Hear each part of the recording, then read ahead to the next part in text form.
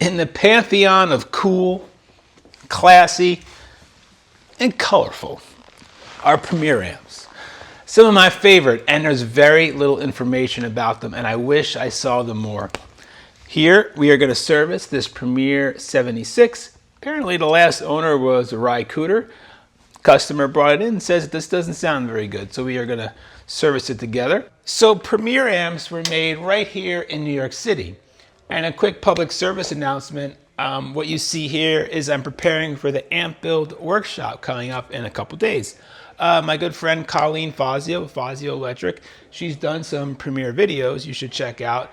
And we do these amp build classes together. Whole bunch happening next year. Stay tuned. But there's very little information about Premier out there. So if anybody knows anything, anyone who worked at the company, any information, make a comment below. And if you want to get on the email list for the classes, hit me up through my website and shoot me an email and I will put you on a mailing list. And a lot happening next year.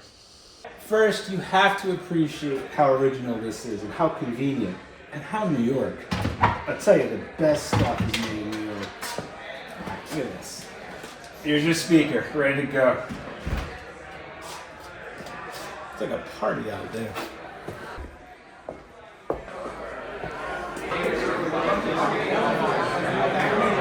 All right, where's the best shit made? New York City! Woo! Well, this video is going off the rails pretty quick, isn't it? All right, let's go. Everything about this Premier is unique and custom. We have a 2-channel amp, microphone input, instrument, and we have independent tone controls for each, and tremolo. And the electronics are down here at the bottom. Apparently the amp plays, just doesn't sound good. So the first thing I want to do before I even power it up and take a listen, I want to inspect the speaker. It's also a good way to date it if it has the original speaker. And it looks like it does. So it certainly could be the original speaker. We have a Jensen here dated the 49th week of 1960. But I'm seeing a couple things that would make me think that maybe this has been reconed or maybe it has been changed out. We have a speaker jack that is not hooked up. And we are missing a lock washer up here, which is kind of an indication that maybe it's not factory. A technician did take this out. So not quite sure. Well, less talking and more working. Let's fire up serial 7364. Get the volumes down.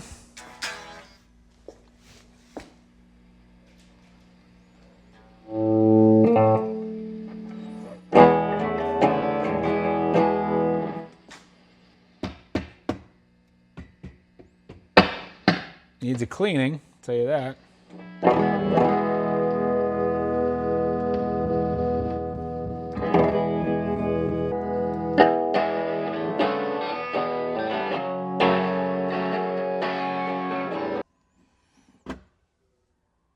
I'm completely enthralled with these knobs. I love them so much.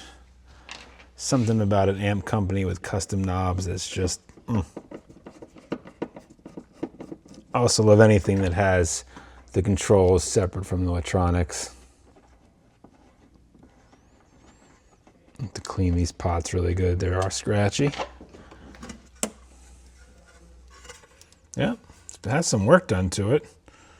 This has all been, it's sloppy as hell, but this has all been changed.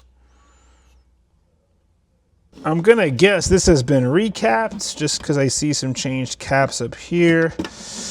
You never know. What do we got? Oh, we got a changed power. Oh, you gotta be fudge. Good morning, it's the next day, and that was my real-time reaction opening the hood here for the first time. I gotta be honest, I forgot, out of the factory, these amps are sloppy, and someone has been in here and they redid everything. Just about every single resistor, every capacitor has been replaced, the power transformer has been replaced, and the work is sloppy. Is it unsafe? No, I don't really like the epoxy on these caps, but it is what it is for the moment. I put it on the scope. We have a nice clean sine wave. It's playing. We are going to start with a cleaning and a servicing to get a little more of a baseline. So I'll be honest, I'm a little bit stumped on the date here, and I just noticed that the pots are dating to either a 61 or a 51. So maybe this is a 51.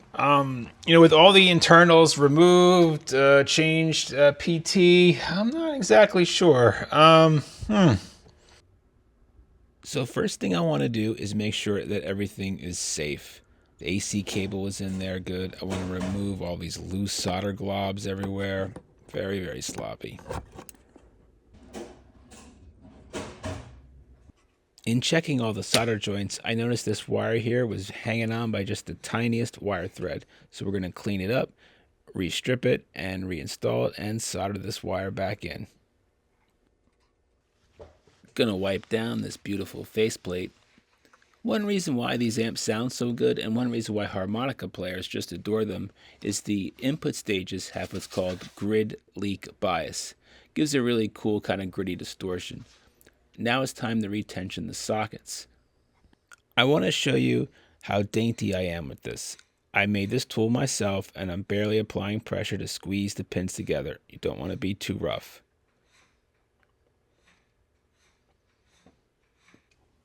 Now I spray a little bit of deoxit on the tube pins, and I'm going to put them in this tube straightener here to clean them, straighten them out.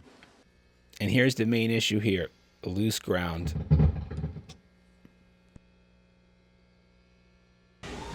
So we are here. Oh, thank you so much. Thank you. So we are here at the Hollywood Diner on 16th and 6th Ave in Manhattan. Sometimes I leave Brooklyn. Sometimes, to have some apple pie and find out where this Premier amp was manufactured by Multivox, a subsidiary of Premier.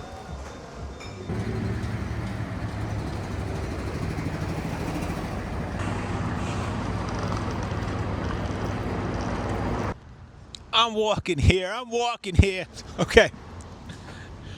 To understand Premier amps, we have to understand the Peter Sorkin Music Company.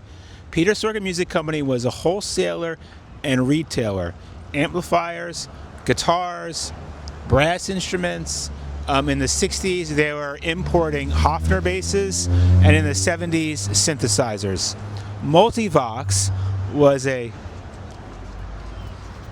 thought that was David Byrne. 559 6th Ave was the Strand-A-Line mandolin company. And in 1951, Multivox, right, the subsidiary of Peter Sorkin Music Company, bought the company and then moved their amp manufacturing, I believe, from Union Square on 4th Ave, 251 4th Ave, and they moved it here from 51. I believe. I've done as much research as I can find. I'm not entirely sure. Please, again, if you guys know anything that I don't know, post it in the comments. So I believe that the amp we just serviced was made here in 1961. I don't believe it's a 51 because of the serial number. It's a high serial number. I'm seeing serial numbers from the mid-50s around serial number 3,000, 4,000. Being that this is such a high number, I am going with that it's a 61. Also, it doesn't have field coil supply. If you look at the schematic of the amp, you see a field coil speaker and field coil supply. Now again, everything's been changed out, so I'm not entirely sure, but I do believe this is one of the last ones made in 1961, no field coil, right here in Manhattan at 559 6th Avenue. In the train world, when a railroad goes bankrupt or is bought out, it's called a fallen flag. Premier is gone. Multivox is gone. It's all gone. Friggin' building's gone. We still got David Byrne, and we're going to get hit by a car. So the Premier amp has been picked up. Oh, he's a good boy. The Premier amp has been picked up, and the amp build class is over, and man, was it fun. And time moves forward. It wouldn't be a Pat video without showing you a sample of the amp in use, and I'm going to throw some footage of the class in there. And I'm going to go to the old Premier factory, and I'm going to buy some new glasses because, well, it's time for a change. Out.